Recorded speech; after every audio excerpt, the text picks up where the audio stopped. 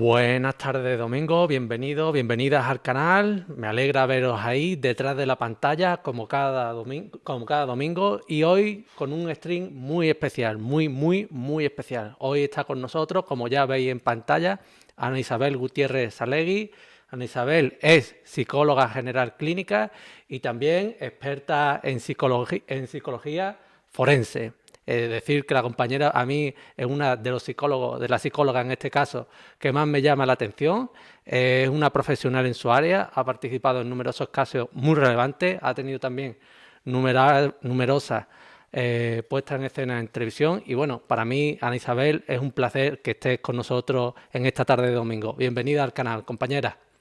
El placer es mío, Miguel. Muchísimas gracias por invitarme y por darme la opción pues eso, a divulgar en este año en el que se está centrando tanto el foco en la salud mental, bueno, pues a divulgar áreas específicas de salud mental relacionadas con el desarrollo de distintos colectivos. Hace unas semanas, bueno, pues hice un artículo relacionado con la tasa de suicidios en sanitario, pero es verdad que en el área específica de los letrados, bueno, pues tampoco hay mucho conocimiento de qué problemas os afectan, de cuáles son las peculiaridades que tiene vuestro puesto de trabajo para generar determinados cuadros que afectan a la salud física y mental.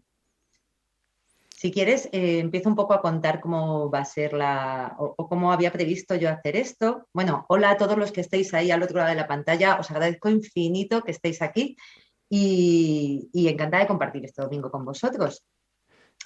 Os comento, en el año 2 antes de la pandemia, Mara Monreal, que entonces era la presidenta de la Abogacía Joven, me invitó a dar la conferencia inaugural de un congreso y me dejó el tema absolutamente libre. Ella tenía una perspectiva humanizadora de la profesión de letrado, bueno, de todas las profesiones relacionadas con el mundo jurídico y me pidió que intentara dar ese enfoque. Y preparé una conferencia que se llamó Bajo la toga. Bajo la toga empezaba con ese cartel que tenéis delante, que era una oferta de empleo y que no sé si lo estáis viendo, ¿verdad? ¿Sí, Miguel? Ya está en pantalla.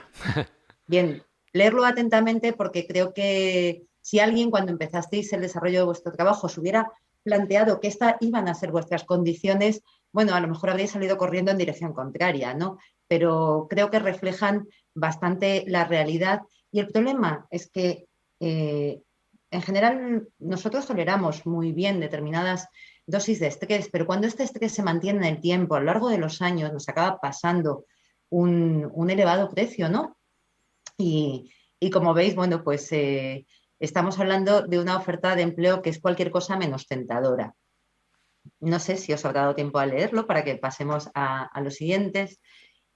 Bueno, a mí se me están quitando, yo no sé, se me están quitando las ganas de Pero seguir leyéndola, porque la verdad es que realmente es un reflejo de la realidad de la inmensa mayoría de los abogados que trabajan en despachos pequeños, muchas veces unipersonales, y que son un poco, bueno, pues la persona que lo lleva todo, pero lo lleva todo a nivel no solo laboral, sino a nivel de manejar las emociones de terceras personas que no están en un momento fácil, porque si no, posiblemente no estarían en vuestro despacho, y además tener que aprender determinadas habilidades como decir que no, poner límites, marcar mucho los tiempos y todo esto acaba pasando un precio. Vamos a ver cuál es ese precio. A ver, si nos vamos a la ley de prevención de riesgos laborales, que en teoría todos la conocemos, yo por mi faceta de psicóloga forense, en social, llevamos bastante escasos. Bueno, pues la ley de prevención de riesgos laborales dice que es obligación del empresario garantizar la seguridad y la salud de los trabajadores a su servicio en todos los aspectos, ¿no? Factores psicosociales incluidos. El problema es que el empresario en muchos de los casos somos nosotros mismos. Digo nosotros mismos porque se lo comentaba a Miguel antes de empezar, la mayoría de los psicólogos que tenemos consultas privadas o que trabajamos en el ámbito privado estamos en unas condiciones muy similares a las vuestras, con lo cual me creo que los motivos de enfermedad y los motivos de fallecimiento también sean muy similares. ¿Cómo nos sitúa esto? Pues nos plantea que tenemos que gestionar los riesgos psicosociales, nuestros propios riesgos psicosociales. No hay nadie por encima de nosotros para protegernos. Y claro, estas son las interacciones entre el medio ambiente, nuestra satisfacción laboral, las condiciones de la organización, nuestras capacidades, nuestras necesidades y nuestra situación personal. pues empieza a complicarse. Y si nos vamos ahora a qué es la salud, según la definición de la Organización Mundial de la Salud, que es un estado de completo bienestar, no es solamente la ausencia de enfermedades o afecciones. Muy bien, pues nos estamos enfrentando al unicornio, porque ¿a quién se puede aplicar el estar en un estado de completo bienestar? A muy poca gente. Yo creo que si os sentís reconocidos en cualquiera de las frases que os voy a decir ahora, a lo mejor tenemos que poner el pie en la tierra y decir, espera, a lo mejor tengo que cambiar algo de mi vida laboral porque me está afectando. Si decimos muy frecuentemente estoy de bajón, estoy de los nervios, no he podido pegar ojo, tengo el estómago fatal, no tengo ganas de nada, necesito urgentemente vacaciones o me bajo de la vida, que es un general, bueno, pues a lo mejor es que estamos en una situación de riesgo psicosocial, bien por las condiciones de nuestro trabajo, bien porque las condiciones de nuestro trabajo están interactuando con una situación personal que tenemos en este momento.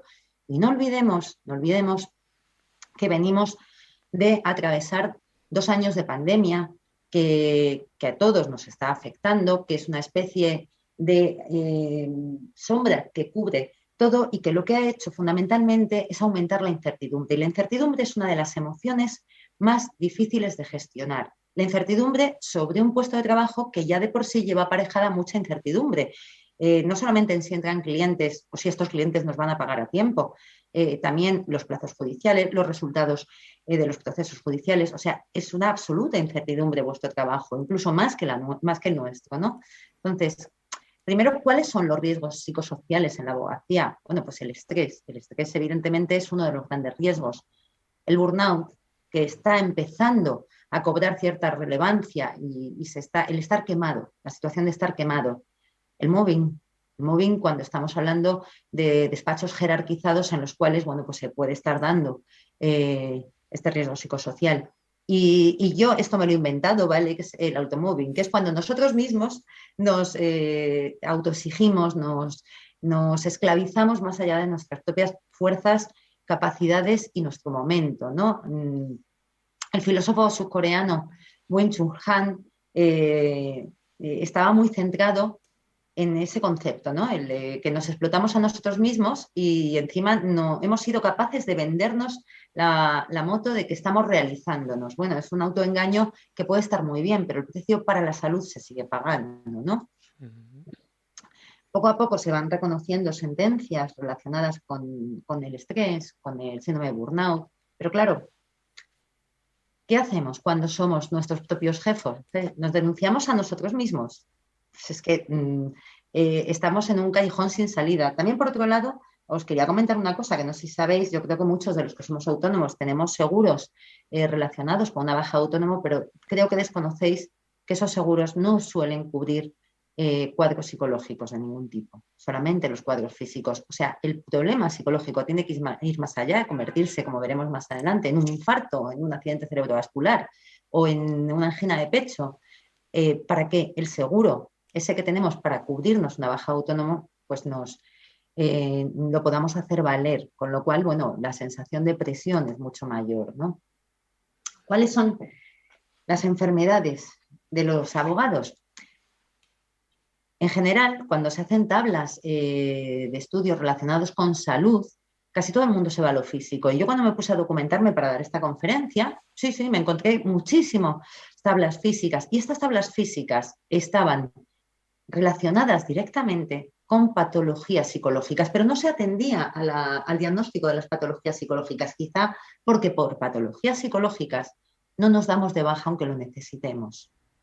Aguantamos un poco más, aguantamos un poco más, aguantamos un poco más y al final el cuerpo se rompe y aparece la patología física. De hecho, había pues eso, patologías traumáticas relacionadas con accidentes in itinere, muchos de ellos. Os recuerdo que somos un poco como la piquer, digo los forenses y los letrados, ¿no? De un sitio para otro, de un juzgado a otro, de una ciudad a otra. Y muchas veces atravesando España porque un día tienes un juicio en Almería y al día siguiente lo tienes en Madrid, ¿no? Entonces, en estos estudios se empezaron a ver cuáles eran las bases de las patologías. Evidentemente también tenemos el itinerario que os decía y otros relacionados con los hábitos ergonómicos, con estar mucho tiempo sentados, con arrastrar maletines tremendamente pesados, etcétera, ¿no? Luego, en otros estudios epidemiológicos sí se vieron que un porcentaje muy elevado de los pacientes que acudían a atención primaria, hablando de dolor inespecífico, esos problemas traumatológicos, esos problemas en los cuales se alegaba que había dolor de espalda, dolor de cabeza, dolor de estómago, realmente lo que subyacía era un trastorno depresivo no diagnosticado en un 80% de los casos. O sea, estamos hablando de cifras absolutamente descomunales. El 80% de los dolores que se consultan en primaria estarían basados en ese trasfondo de cuadros depresivos o subclínicos o no diagnosticados.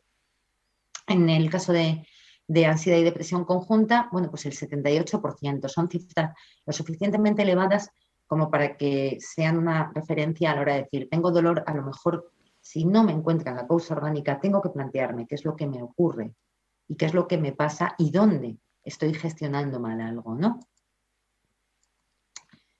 Bueno, como decía Sócrates en el año 400 a.C., no es apropiado curar los ojos sin la cabeza sin el cuerpo, ni curar el cuerpo sin el alma. Sócrates ya se había dado cuenta que detrás de muchos problemas realmente existía un problema psicológico, aunque entonces no se llamara así. Esa frase que sale ahora, que me imagino estará saliendo ahora, ¿no? Esa sí que es mía, que es que si dedicáramos el mismo tiempo que dedicamos a cuidar nuestro cuerpo, a irnos al gimnasio, mucha gente dedica una hora de su vida diaria o una hora cada 2 días al gimnasio, que yo no digo que el gimnasio sea malo, pero que dedicamos mucho tiempo a cuidar una parte física muy externa y dedicamos muy poco tiempo a cuidar de nosotros mismos a nivel psicológico, ¿no? ¿Cuál es el precio que pagamos por esto? Por ese estrés, por ese burnout, por ese mobbing. Bueno, perdón. Realmente el precio que pagamos por esto va a ser muy caro a la hora de ver las causas de muerte y estrés, pero ¿cuáles son las causas de base que nos llevan a tener estos trastornos ansioso-depresivos? Por un lado, violencia laboral física o violencia psíquica del cliente, muchos clientes que meten mucha presión con los plazos, que, a ver, ellos pueden estar mal, ellos pueden estar atravesando un mal momento, evidentemente, si no, no estarían en nuestros despachos, pero muchas veces nos transmiten eso y nos presionan a nosotros, el estrés por los plazos, la presión diaria y continuada, las malas posiciones en el trabajo ofimático, a veces dificultades con el uso de la capacidad oratoria. Hay gente a la que le cuesta mucho hablar dentro de un tribunal, le supone un coste emocional muy elevado. Y luego a veces nos contagiamos de ese estado anímico de los pacientes, tenemos un exceso de empatía que no sabemos gestionar o las consecuencias de los casos en los que estamos involucrados. Claro, nosotros también, los psicólogos, pero también es verdad que a nosotros en la facultad sí que nos enseñan a manejar o a gestionar estas transferencias, a vosotros no. Y esa es una de las grandes carencias que tenéis. En el análisis de las características de las patologías y lesiones de los abogados en España, este estudio es del año 2016, previo a la pandemia, con lo cual tendríais que subir un poquito más el nivel, dado que, como os comentaba antes, nos hemos metido en la era de la incertidumbre, ¿no? Bueno, pues todos estos factores laborales nos van a llevar a ansiedad. Vamos a entender la ansiedad como a 3 niveles, ¿vale? Ansiedad cognitiva, cuando estamos ahí dándole vueltas y vueltas y no podemos dejar de rumiar pensamientos relacionados o bien con cosas que nos han pasado en los casos o cosas que tenemos que hacer de cara a los casos. El no poder decir basta y sacar los pensamientos de la cabeza. Tensión, que es la parte como más física, cuando se convierte en esas contracturas, en esa sensación de estar, ese bruxismo, que también es bastante habitual en abogados. Y luego angustia, que es cuando se siente esa presión en el pecho o ese nudo en la garganta, ¿no? Esos cuadros depresivos, ese nudo o esas ganas de llorar casi por cualquier cosa, esa falta de ganas, bueno, pues sería sintomatología más depresiva, esa falta de motivación. El insomnio, que es uno de los síntomas precoces que aparecen en estos cuadros. Eso que está en rojo, que pone consumo de psicóticos, es que es una errata de ese análisis. Es consumo de psicofármacos, pero está mal puesto, por eso lo he señalado en rojo. Claro, todo esto va a hacer que muchas veces consumamos más tóxicos, pues puede ser tabaco, puede ser alcohol, descansemos peor, nos alimentemos peor, nos alimentemos de una manera más caótica, tengamos menos conductas también de autocuidado y ese estrés adicional nos va a llevar a que haya más facilidad de aparición de enfermedades del sistema circulatorio, como los ACV, los accidentes cerebrovasculares o los infartos de miocardio. Normalmente se empieza a hacer como una especie de bola, ¿no? En esta bola, bueno, pues vamos a ir parcheando muchas veces esos síntomas. Os decía que los primeros síntomas muchas veces es dolor inespecífico del que no se encuentra una causa. Bueno, pues venga, analgésicos, antiinflamatorios, somníferos, antiácidos, porque empezamos a tener problemas de estómago. ¿Qué ocurre? Que al final estamos llevando una serie de parches en forma de pastillas, pero no hemos abordado el problema de base. El problema de base sigue y sigue y sigue, provocando que al final se acabe desencadenando un problema más grave. Y se nos va la vida en esto. Se nos va la vida en esto porque cuando en el análisis del año 2016 salieron las causas de muerte más frecuentes entre abogados, nos encontrábamos a enfermedades isquémicas del corazón, enfermedades cerebrovasculares, cáncer de bronquios y pulmón, demencia, insuficiencia cardíaca. O sea, como veis, todas están relacionadas, o casi todas, con nuestros hábitos. Pero bueno, ya no es una cuestión de que nos morimos solamente, ¿no? Hay una cuestión que a mí me parece mucho más interesante, que es cómo vivimos, cómo estamos viviendo. Y quizás eso nos debería hacer pararnos y reflexionar. ¿Y cómo hemos llegado aquí? Os voy a contar la alegoría de la rana hervida.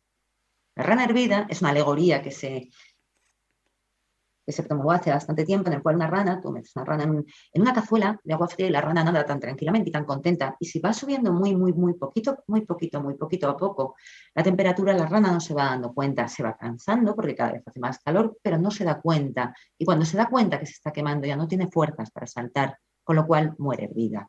Bueno, pues esa alegoría es muy aplicable a la forma en la que estamos desarrollando muchas veces nuestras condiciones de trabajo, ¿no? Si alguno de los síntomas que os he dicho os habéis visto reconocidos en ellos, a lo mejor es el momento de pedir ayuda. A ver, pedir ayuda puede tener un planteamiento terapéutico desde el punto de vista de prevención terciaria, de ir a quitar el problema, pero también de frenar un problema, una detección precoz. Y a veces se puede plantear desde un punto de vista preventivo, evitar caer en eso, para que nos enseñen las habilidades adecuadas para gestionar ese trabajo con esas características tan peculiares que tenéis los abogados. Sí que tenemos el perfil de los abogados más vulnerables a desarrollar enfermedades de tipo, pues eso, trastornos de ansiedad, trastornos mixtos o depresiones. Mixtos es que tienen sintomatología ansiosa y depresiva. Son aquellos que se identifican tanto con su trabajo que empiezan a desequilibrar la vida personal, empiezan a robarle tiempo a su pareja, a su familia, a su ocio, a sus amigos. Con el planteamiento de no tengo tiempo, cuando acabe este caso, empiezan a descuidar todo y al final es un taburete que se apoya sobre una única pata, con lo cual es muy fácil que se desestabilice. No saben decir que no. Y decir que no no es solamente porque estemos desbordados, sino porque a veces hay casos que nos pueden suponer un elevado nivel de estrés, bien porque no sean de nuestra especialidad concreta o bien porque nos sintamos identificados con ese caso. A ver, los psicólogos sí que tenemos unas incompatibilidades. Por ejemplo, si yo estoy elaborando mi propio duelo, yo no puedo coger duelos. O si yo estoy en unas circunstancias, no puedo coger determinados casos, no debería. Entonces, en vuestro caso también sería hacer una valoración del análisis coste-beneficio emocional de un caso, si estáis pasando por un momento delicado o es un caso con el que podáis estar identificados porque les haya pasado lo mismo a un familiar vuestro. Asumir tareas y funciones que no corresponden a vuestro trabajo. ¿Por qué? Pues porque los clientes muchas veces os llegan a un estado de ansiedad, en un estado, pues un estado de crispación, que realmente quizá la labor de un psicólogo para gestionar eso y dejároslo en una circunstancia donde ya se os pueda plantear el caso de una manera más aséptica, sería bueno. Yo soy muy fan de crear equipos multidisciplinares donde trabajemos todos aportándonos. También una parte que nos pasa a todos, ¿no? Lo de asesor de derecho en discotecas o que te vengan a contar, bueno, pues la enfermedad de una persona cuando estás tomándote unas cañas con tus amigas, en mi caso, ¿no? Entonces, eso, el saber decir que no en esas circunstancias, porque no somos abogados ni somos psicólogos cuando estamos saliendo por la puerta. En ese momento tenemos que volver a ser quienes somos, Miguel, Ana, Antonio o Lola. Tener cuidado con la voz interior, cuando nuestro pensamiento se vuelve automático, con autorreproches, con catastrofismo, cuando empezamos hacer planteamientos de esto tiene muy mala pinta. Perdonad, estáis oyendo una tos, es un señor que vive conmigo, es Argos y tiene traqueitis y está aquí debajo, os lo presento, entonces disculparle. Y gente que es muy autoexigente y muy perfeccionista. ¿Cómo cambiamos esto? ¿Cómo aprendemos a intentar tener una vida mentalmente sana? ¿Y cómo aprendemos a tener un concepto de salud en el cual metamos la salud mental preventivamente? Porque tenemos muy interiorizados lo de una persona sana, si una persona se alimenta correctamente, que duerme sus horas, que hace deporte, ya. Pero ¿dónde dejamos la higiene mental, ¿no? Esta es la parte que yo creo que es la asignatura, pues eso, la asignatura pendiente de las facultades, de todas las facultades, no las profesiones sean liberales, y la asignatura pendiente también de nuestra sociedad, ¿no? Entonces, vamos a tener que aprender a adaptarnos a muchos pequeños problemas cotidianos y a grandes problemas esporádicos. Tenemos que aprender las habilidades adecuadas, tenemos que aprender a separar también nuestra vida laboral de nuestra vida privada. Tenemos que aprender un montón de cosas con las que no nacemos sabiendo. Quiero decir, nuestro cerebro no es nuestro, es igual de nuestro que las manos, es igual de nuestro que las piernas. Podemos hacer las cosas más maravillosas si entrenamos, pero para aprender a manejar el cerebro nos tienen que enseñar cómo se hace y luego practicarlo. Sin práctica tampoco se puede manejar correctamente la parte cognitiva, el no caer en esos pensamientos irracionales que muchas veces son nuestra perdición porque entramos en bucle y no sabemos detenerlo, porque nadie nos ha enseñado y porque es difícil quitarse determinados pensamientos que en su momento pudieron ser adaptativos y que hemos aprendido a continuar con ellos, aunque en estos momentos nos perjudiquen, ¿no? Tener esa voz negativa que a veces nos machaca. ¿Cuáles son los problemas de base? Bueno, pues que en vuestra formación universitaria, como os decía, hay mucha teoría legal, evidentemente es necesaria, claro, pero hay otras habilidades que son fundamentales. La psicología de las víctimas de delito, cómo manejar estas situaciones que pueden generar muchísimo estrés, o el manejo de personas difíciles. Yo creo que quien más y quien menos tiene experiencias con lo que antes llamábamos personas querulantes, ¿no? O personas con un carácter difícil que nos puede generar muchísima tensión durante las entrevistas o durante la preparación del caso. Gestión de situaciones de crisis que se nos pueden dar en el despacho, en los mismos juzgados, al atender a una persona, pues eso, en comisaría o atender a una persona en el juzgado.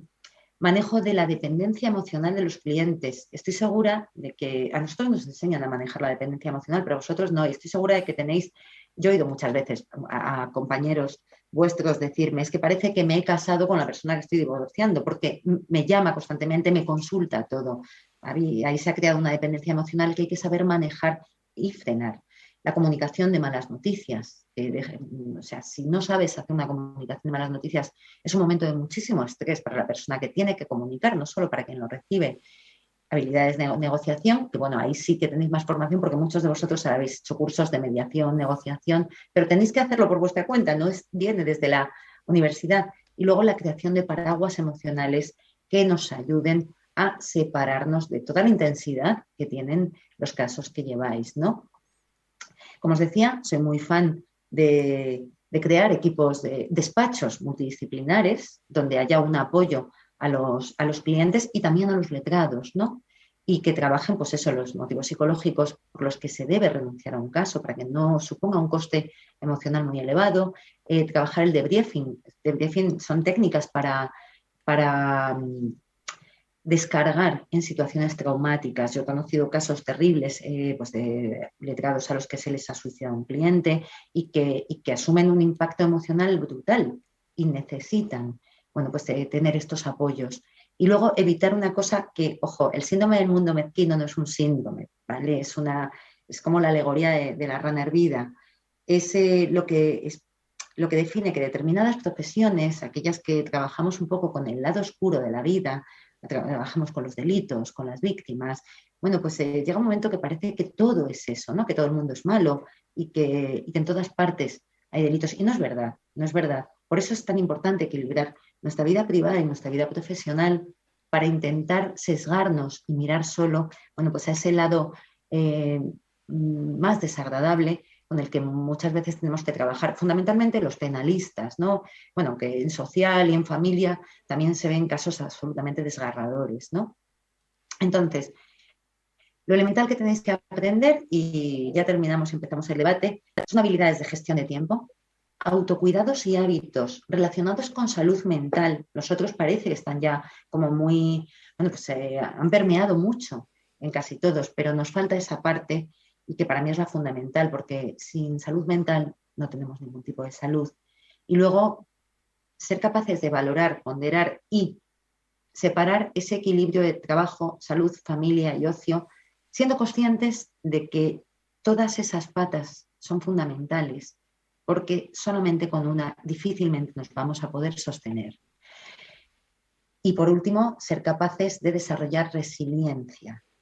La resiliencia es uno de los fenómenos, son los procesos sociales e intrapsíquicos dentro de nuestro cerebro que nos van a posibilitar tener una vida mental sana, aunque estemos dentro de un medio insano. Es verdad que no vamos a poder cambiar muchos aspectos de nuestro trabajo, pero sí cómo los gestionamos nosotros y qué medidas ponemos nosotros para evitar caer en esos cuadros ansioso-depresivos que pueden acabar llevándonos a esas enfermedades físicas, ¿no? En fin, vuestro cerebro es vuestro, que era lo que os decía al principio, y en una gran medida vuestra felicidad y vuestra salud va a depender de manejar ese cerebro que muchas veces parece que nos domina, a pesar de que nosotros podemos dominarle a él. Y esta parte de presentación, hasta aquí. No sé si nos he echado mucha chapa, os he soltado una conferencia en media hora. Miguel, ¿qué Bueno, opinas? yo creo que ha sido muy, muy, muy completo el análisis. Ahora, como siempre, vienen las cuestiones y yo ya me apunto varias. He visto que ha comentado mucha gente, pero como he estado pendiente de la diapositiva, pues ahora iré viendo, ¿no? Miguel, Eh, estoy dispuesta a contestar todas las preguntas. Acabemos a la hora que terminemos, ya lo sabes, que yo encantada de estar aquí. Vale, perfecto, perfecto. Yo la primera pregunta que te quería comentar es el tema de acudir al especialista. No sé si será empezar la casa por el tejado, ¿no? Pero acudir al especialista muchas veces parece como que hay un poquito de fobia o un poquito de miedo escénico o ese tabú, ¿no? De voy a un psicólogo es que algo tengo mal en la cabeza, ¿no? Y yo quiero decirte que cómo se vence ese, bueno, ese tabú. Vale, te voy a explicar como tres escenarios, que era un poco lo que intentaba explicar durante la ponencia. Tenemos una cosa que es, ya tengo síntomas y tengo que ir al psicólogo. Efectivamente hay un estigma en lo de ir al psicólogo. Cada vez menos vamos dando pasitos poco a poco. La gente está saliendo del armario de la salud mental poco a poco. Primero tenemos que plantearnos si queremos poner solución a nuestro problema, ser conscientes de las consecuencias que nos genera ese problema y decir, por el miedo al que dirán, voy a comprometer mi salud y mi felicidad. ¿Me merece la pena? A lo mejor tenemos que poner en la balanza qué es lo que nos estamos jugando. Y yo a todo el mundo que se encuentre en esa tesitura le propongo una cosa, que acuda una vez, que acuda una vez a un psicólogo, un día, que pruebe, que valore si se ha sentido en una primera, evidentemente en una primera consulta nadie os puede prometer solucionar el problema, pero sí, si os sentís comprendidos, aliviados, os han empezado a dar como unas directrices para empezar a manejarlo y decidir entonces si volver. O sea, poco a poco. Y os voy a plantear una cosa más interesante. Antes de llegar a ese punto, antes, hace muchos años, yo creo que ya no nos acordamos de eso, la gente se planteaba ir al gimnasio porque tenía sobrepeso. El boom este de voy al gimnasio para evitar el sobrepeso vino después. El hacer ejercicio era una cosa que ponían los médicos. Se nos ha olvidado. Bueno, pues ¿por qué no damos ese paso y dices, voy a ir a un psicólogo a que me enseñe gestión de tiempo, a que me enseñe habilidades de gestión de emociones, planteado así a que no parece tan estigmatizante. Y a lo Desde, mejor solo necesitas ir a 4 sesiones para que te ayuden a adquirir una serie de habilidades. Mm, parece muy lógico, ¿no? Antes de que llegue la sangre al río, ¿no?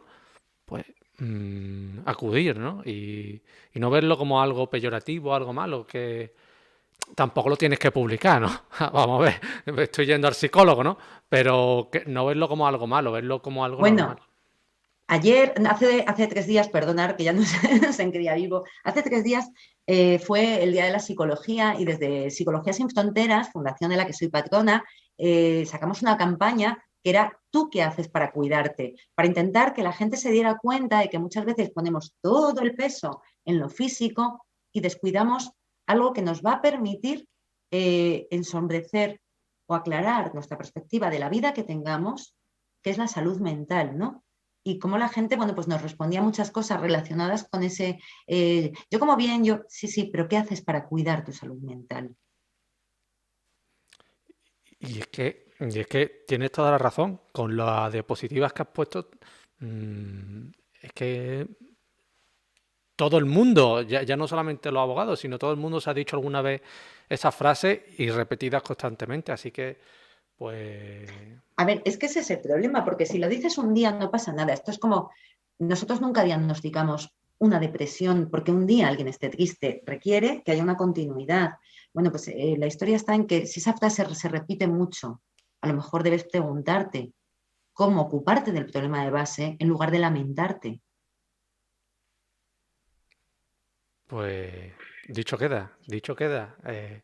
Vamos a ver también alguna pregunta que hagan. Bueno, aquí dice, me ha encantado, muy bien explicado, dicen por aquí.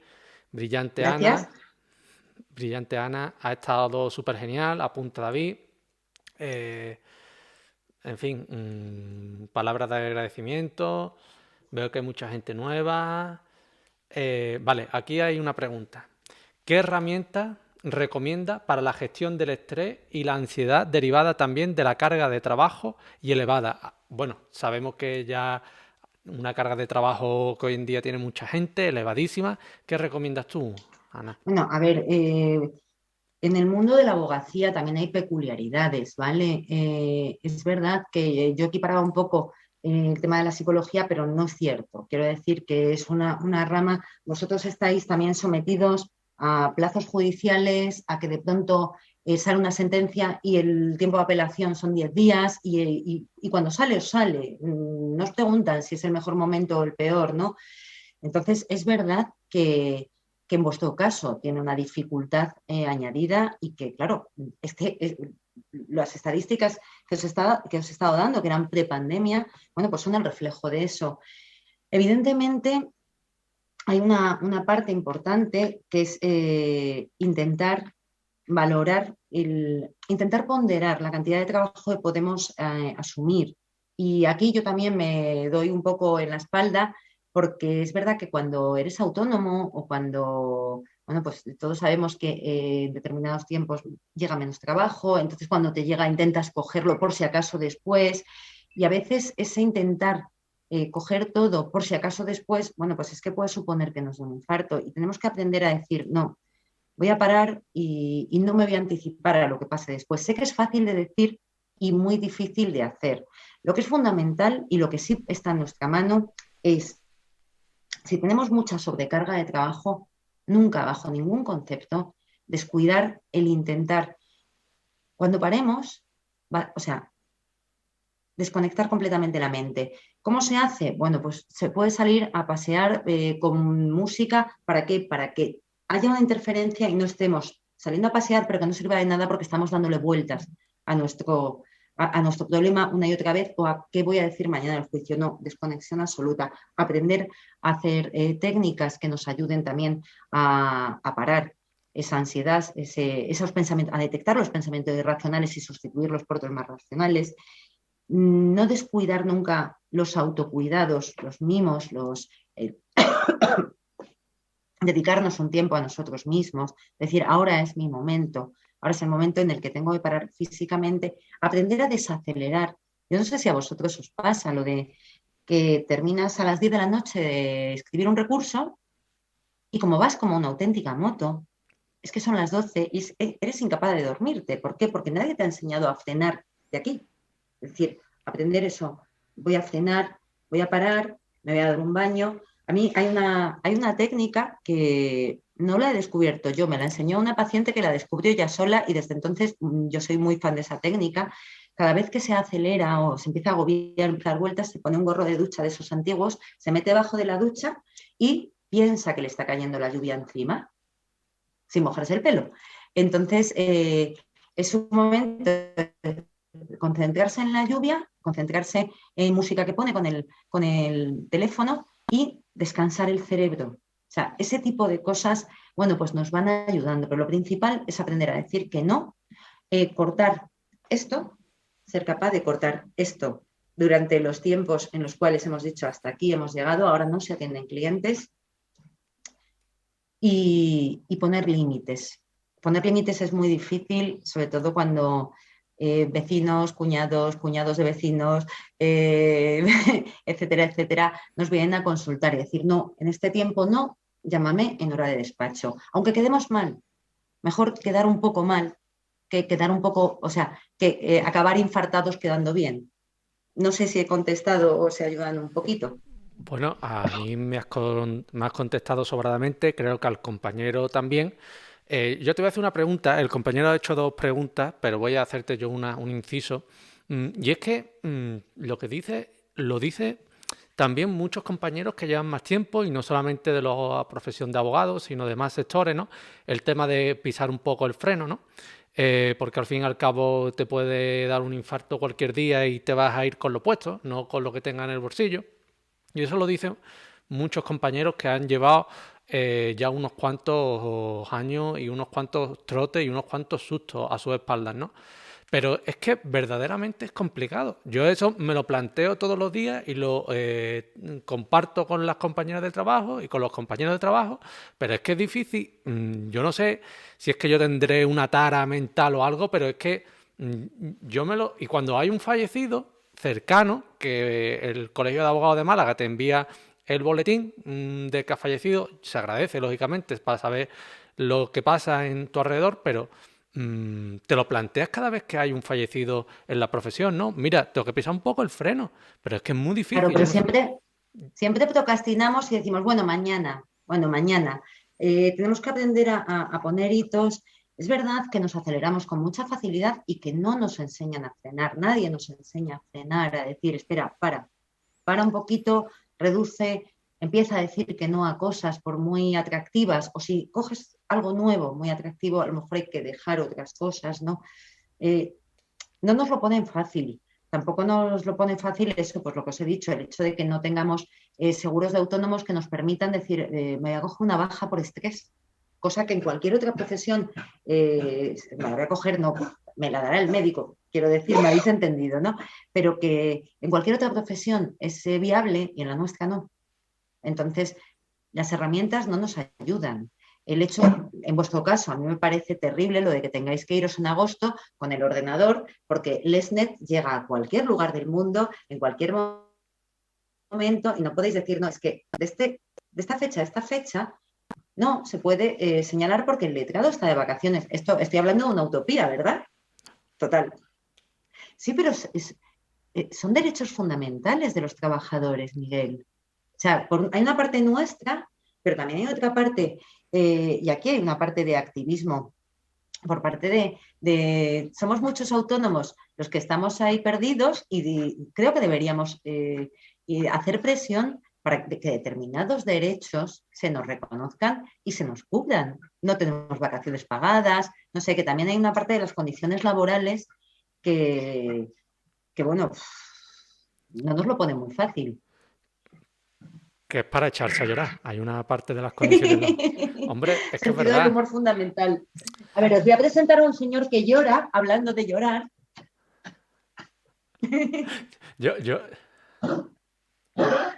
Es que está muy malito, es muy mayor. pues los animales también ayudan muchas veces a esa terapia, ¿no? Cuando uno no está bien. Bueno, Sabéis que los perros, tener un perro, hay estudios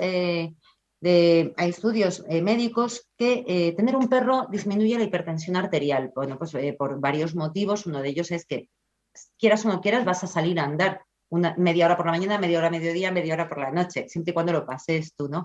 Pero también tienen efectos beneficiosos relacionados con el contacto físico y con la afectividad, calman el estrés. Pues dicho queda, aquí ahora vamos a lo que ha preguntado Estefanía, a lo que ha dicho Estefanía, pero también aludían, ¿no?, al tema de la meditación, ¿no?, como herramienta para un poquito. Absolutamente recomendable, pero también os digo una cosa, hay gente a la que la meditación, el yoga, le viene maravillosamente, hay gente que le estresa, cada uno somos distintos, hay muchos tipos de personas y es verdad que a la gente que no le funciona la meditación y el yoga porque son incapaces de frenar, son incapaces de parar, lo que le funciona muy bien es apuntarse a boxeo, a pádel, actividades que sea incompatible pensar y hacerlo automáticamente. Por ejemplo, salir a andar per se, pues no, porque somos capaces de andar y pensar. Igual que salir con la bici, somos capaces de andar con la bici y pensar. Pero, sin embargo, estas actividades que son incompatibles son las que permiten que tu cerebro descanse durante el tiempo que las estás haciendo. Pues antes de ir con lo de Estefanía, me parece muy interesante porque es verdad que todo el mundo no somos iguales y eso lo sabes tú mejor que nadie. Y antes de ir con la pregunta, con el comentario de Estefanía, que ha dado lugar a otros comentarios y eso me encanta a mí, eso de que haya un debate paralelo también en el chat, me encanta, pero ya no es de la persona que está sufriendo esa depresión, ese estrés, sino de la familia o de los allegados, de los amigos, de las parejas. ¿Cómo hay que vivir esa depresión de un ser querido? Y es complicado, te digo porque te lo comento, porque yo he visto muchas frustraciones, no ya en la persona que sufre la depresión, sino en los familiares, que hay que ver, que le digo esto, que no me hace caso. Claro, es que, a ver, vamos a presentar como las dos caras, ¿vale? Para manejar la situación de una persona que tiene una depresión, también hay que tener ciertos conocimientos, porque claro, si tú le dices, pero no estés mal, pero estate feliz, claro, la persona que está mal se siente absolutamente impotente ante eso y se encierra todavía más, se aísla más. Y la familia se ve frustrada porque ninguna de sus iniciativas tienen, bueno, pues tienen un buen resultado.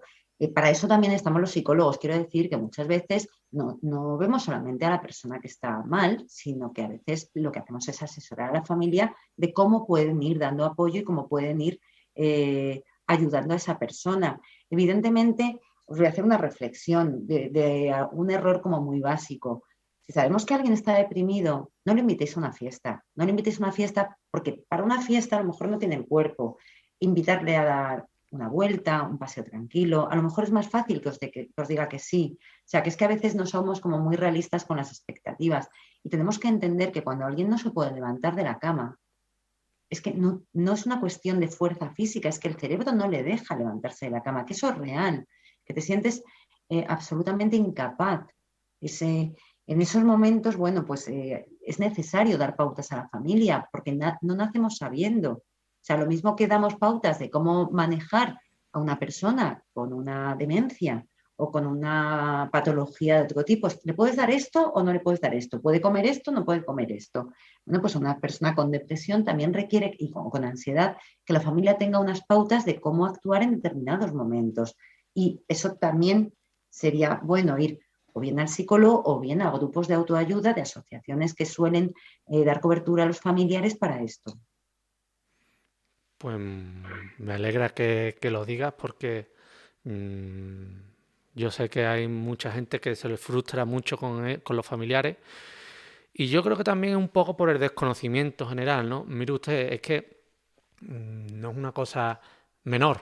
Y gracias a lo que hacéis los psicólogos, a la publicidad que se le da a la salud mental hoy en día, pues cada vez se va viendo que son enfermedades que necesitan a especialistas, ir de especialistas de la mano. Yo creo que eso también se ha avanzado, aunque por desgracia más lento de lo que se Y querría, que ¿no? no olvidemos que según datos de la Organización Mundial de la Salud, entre el 50 o el 60% de las personas desarrollarán un cuadro de ansiedad o una depresión a lo largo de su vida. ¿Por qué?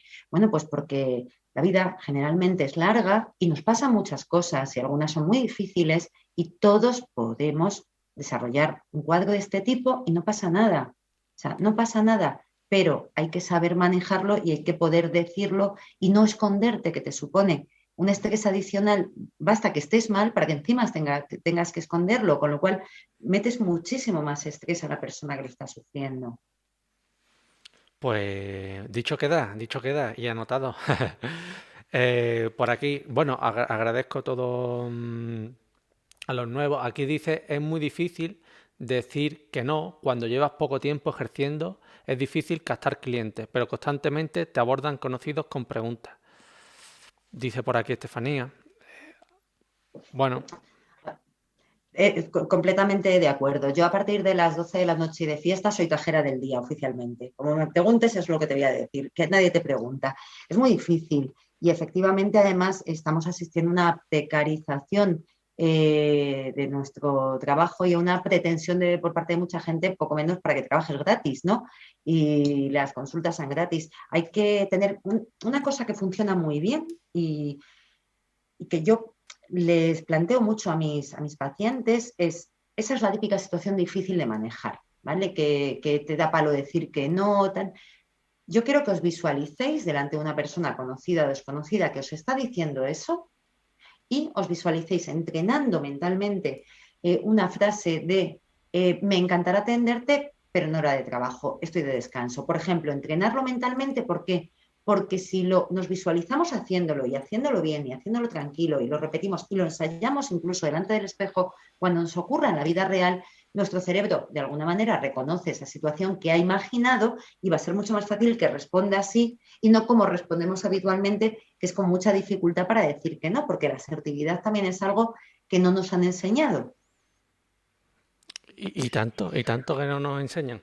Yo no sé si debería hacerse mayor hincapié en las facultades, me imagino que sí, ¿no? Sobre cómo actuar ante los clientes, el tema de la empatía, porque en mí muchas veces es sufrimiento por los problemas del otro. Claro, pues si te pasa eso, tú estás en riesgo de desarrollar un síndrome de burnout, de quemarte. ¿Por qué? Pues porque estás viviendo como propio los problemas de los demás. ¿Dónde está o cuáles son el tipo de habilidades que necesitan? Habilidades que te permitan ser consciente de tu aquí y tu ahora, de que tú has hecho todo o estás haciendo todo lo posible por ayudar en la medida que tú puedes, en la medida en la que tú puedes aportar. Y lo estás haciendo lo mejor que sabes. Y hasta ahí. O sea, no sé si sabéis la diferencia entre simpatía y empatía, ¿no? Nosotros siempre ponemos el ejemplo de la empatía es ser capaz de entender que alguien se está ahogando y lanzarle un salvavidas, y la simpatía es ver que alguien se está ahogando y meterte en el agua a sacarle y ahogarte con él, ¿no? Bueno, pues desarrollar una empatía en la cual digas, sé cómo estás, pero no lo hago mío. Me hago responsable de ayudarte en lo que yo pueda, hasta donde yo pueda. El resto te tienes que ayudar tú o tienes que buscar tú las ayudas. Es difícil y sí, debería ser. En la facultad yo plantearía dos cosas. Una, esas habilidades emocionales, esas capacidades que necesitamos para manejar personas que están en crisis y lo están pasando mal, por un lado, y otro, un curso intensivo de lo que es gestión administrativa y demás, que lo pondría en todas las facultades de profesiones liberales.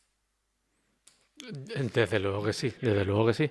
Pero bueno, ya con esa información, espero que yo no desarrolle. A ver, yo me preocupo y muchas veces son inquietudes que te llevas a la cama, ¿no? Y como tú has dicho, por situaciones que no están dentro de tu control, ¿no? Claro, pero si te las llevas a la cama, estás dando el primer paso para desarrollar insomnio normalmente predormicional, que es el de dar vueltas y no quedarte dormido. Tienes que descargar antes de meterte en la cama porque si no, te llevas los problemas de tus clientes a la cama. Se me ocurren mejores compañeros de cama, Miguel. Sí, y a mí, pero es que es complicado porque ya no solamente hay gente que yo creo que lo traemos eso de serie, ¿no? No, no, escucha, lo traes de serie. Durante mucho tiempo ha sido así. El problema es que nadie te ha enseñado a hacer ese vaciado, esa desconexión. Son habilidades, de verdad que son habilidades y que se pueden aprender, entrenar y poner en marcha. Pues me alegro que lo digas, me alegro que lo digas. A ver si. A ver si voy poniéndole solución al tema, porque no vaya, es que de verdad, yo creo que era así y que hay gente que es un poco más rayada, ¿no? Como se suele decir que otra, pero me alegra que todo se pueda trabajar. Sí, Por aquí también comenta Blas, tabúes, prejuicios, impedimentos. La salud mental es compleja y requiere de apoyo profesional, apunta Blas. Ayer sí, estaba... y de estabilización, ojo, que tener ya os he dicho, entre el 50 y el 60%, tener una etapa de nuestra vida, un trastorno mental, un problema mental, no tiene por qué incidir en nuestra faceta profesional, ¿no? Es que nos creemos que si nos pasa eso van a pensar que somos malos profesionales. No, no, tenemos derecho a ponernos malos y tenemos derecho a sufrir un cuadro de este tipo. Desde luego que sí, desde luego que sí. Te iba a preguntar también por curiosidad. Estoy viendo que han dicho muchas cosas por aquí, pero te quería preguntar, ¿qué especialidad de los abogados crees tú que es más propensa a desarrollar depresión? ¿Penal, familia, laboral? Porque yo es que cada una tiene su historia y yo... Sí, fíjate, no sabría responderte. Penal es duro, penal es muy duro, pero es que familia a mí me parece incluso más duro muchas veces. ¿Sabes? Que, bueno, mm, en familia siempre va a haber niños por medio y esa parte es muy, muy difícil de manejar.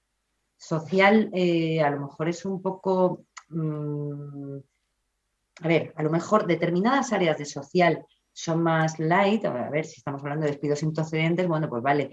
El problema es cuando nos metemos en áreas que no se sabe muy bien si son de social o de penal, ¿no? Como es la vulneración de principios fundamentales. Entonces ahí social también se convierte en en un terreno árido. Yo recuerdo un caso de social con un chaval discapacitado que era terrible, el caso, terrible. O sea, parecía de penal realmente, ¿no? Y de hecho se podría haber llevado por lo penal, pero bueno, ese es tema de la dirección letrada, no mío, ¿no? Eh, no sé, yo creo que todos tienen su estrés y todos tienen sus matices y sus preocupaciones, ¿no? También es verdad que en social una persona hasta que no se solucione el despido improcedente no puede volver a trabajar, con lo cual tu cliente está agobiado porque no puede trabajar y te transmite ese agobio, ¿no? O sea, yo creo que todas, todas. El tema de laboral también es la inseguridad, ¿no? O el no saber el mañana, porque si a una persona le despiden hoy, bueno, pues se cobrará menos, se cobrará más, habrá que reincorporarse, bueno, vale. Pero tal como está la justicia hoy en día, acudir a los juzgados es una inseguridad y una intranquilidad. En este caso, habría que decir más intranquilidad por el foro en el que estamos, ¿no? Pero Y escucha, y una pena muy eterna, las dilaciones en materia de sentencias y demás ponen muy nerviosos a los clientes, que se lo transmiten los abogados. O sea, es que cuanto más se alarga la justicia, bueno, pues más difícil es manejar la incertidumbre de los propios clientes. Por eso cuando os decía que yo creía mucho en los equipos multidisciplinares, en que se crearan un poco gabinetes en los cuales, bueno, pues hubiera uno, dos, tres, cuatro abogados y hubiera al menos un psicólogo gestionando las emociones de los clientes para que os pasara, bueno, pues solamente la parte que es puramente legal, no tener que cargar con esa parte. Es que nos estamos viendo, yo no sé vosotros, pero yo tengo un caso en el cual soy perito dentro de 2 meses en social que se arrastra desde el 2000, pues empieza en el 2017. Estamos en el 2022. inadmisible, inadmisible.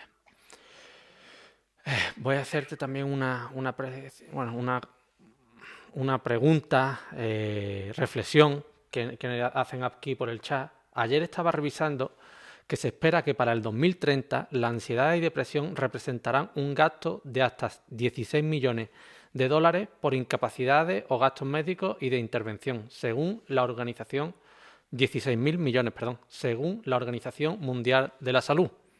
Sí, de hecho, la mayoría de los estudios de este tipo, que son el impacto socioeconómico de las enfermedades, los desarrolla el Banco Mundial y efectivamente, la ansiedad y la depresión serán la primera causa de incapacidad en el mundo occidental, de incapacidad.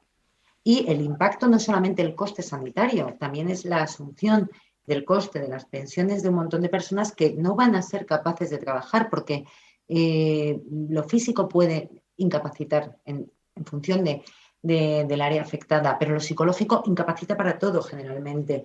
Entonces, o planteamos una intervención preventiva, una sanidad preventiva, o nos vamos abocados a una especie de caos, ruina y dolor. No olvidemos el dolor que sufren las personas y el miedo que pasan las personas, dolor, las que tienen depresión, miedo que pasan las personas que tienen ataques de pánico, ansiedad. Entonces, el coste económico y humano es inadmisible. Pues dicho queda, dicho queda. Me parece eh, esta conversación, esta jornada, me gusta porque aprendo y sirve para afianzar muchas cosas que se tienen desdeñadas o se cree que les pasa a otros, pero es que las tenemos nosotros y nos puede pasar a los que estamos aquí, de espectadores o a cualquiera. A ver, Pero si es que tienes toda la razón, pero Miguel, yo haría una especie de reflexión personal. Es decir, primero, ¿soy feliz? ¿Qué necesito? ¿Cómo me encuentro? ¿Qué síntomas físicos tengo? ¿Qué porcentaje de mi día estoy contenta y qué porcentaje de mi día estoy preocupada? Y en función de lo que salga de esa reflexión, a lo mejor tendría que plantear, es decir, ¿tengo que tomar medidas? ¿Tengo que cambiar algo? ¿A dónde me lleva esto? No sé, hacer un trabajo pues de introspección, de hablar con nosotros mismos y preguntarnos a nosotros mismos, que deberíamos ser nuestro mejor cliente, qué nos pasa y defendernos a nosotros mismos. el autobullying, ¿no? Creo que es Sí, automoving, ¿no? automoving. A ver, que eso no existe, que me lo he inventado, pero es que me parecía tan eh, cercano al concepto que quería explicar, que es que a veces nuestros peores enemigos somos nosotros mismos. Pero también te voy a decir una cosa, esos primeros conceptos, ¿no? O esas primeras ideas, muchas veces después crean adeptos y bueno, mm, está muy bien, porque por ejemplo, aquí lo dicen, David, cada vez que escucho una entrevista de Ana, una ponencia, es un chute de motivación, solo escucharla hablar de psicología en general ya hace que esté un poco más centrado, muy fan de ella. Dale Y un grandísimo abrazo. No me has dicho quién es. aquí tiene David Hinojal. O sea, me imagino que será. Le conozco mucho, muchísimo, mucho. Muchas gracias, David.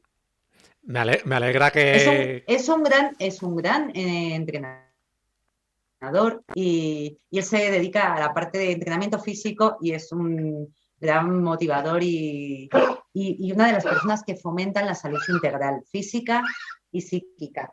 A ver, algo, saluda, que estás aquí tosiendo. Hola. Es como tener un travel, como veis. Sí, sí, sí, me gusta mucho, me gusta mucho. A mí me gustan mucho las mascotas, Ana, pero por falta de tiempo, espacio, de momento no, de momento no. Me Pues lo mira, yo pensaré. me planteaba que siendo autónoma, con el ritmo, no iba a poder tener un perro y al final me lancé a la piscina, adopté a Argos hace ahora 11 años, va a hacer, y es verdad que lo que me ha aportado a mí es que por la mañana, bueno, pues salimos, a mediodía salimos, claro, es ese rato de terminar la consulta o terminar, cerrar el ordenador porque ha acabado un informe, agarrar a Argos, irnos al parque a ver a sus colegas, a hablar de cosas de perros, a desconectar porque hablas de cualquier otra cosa con los dueños de los perros, a que nos dé el aire, a, a que me da mi parte de ese aprender a frenar. Entonces, yo soy muy fan de las mascotas como parte de nuestra manada personal. Me alegra que así sea. Ojalá dentro de poco pueda estar yo más descargado y poder tener mi gatillo, mi perrillo, que por ahí por el Instagram tengo yo fotos con perros, gatos, pero no míos, no míos. Por aquí también pregunta Blas, y dejamos ya la última pregunta, que si el coaching ayuda en el tema de la salud mental. A ver, ese es un... Os lo voy a plantear. Sabéis que ese es uno de los temas calientes desde el punto de vista de que aquí nos tiramos todos de los pelos enseguida y demás.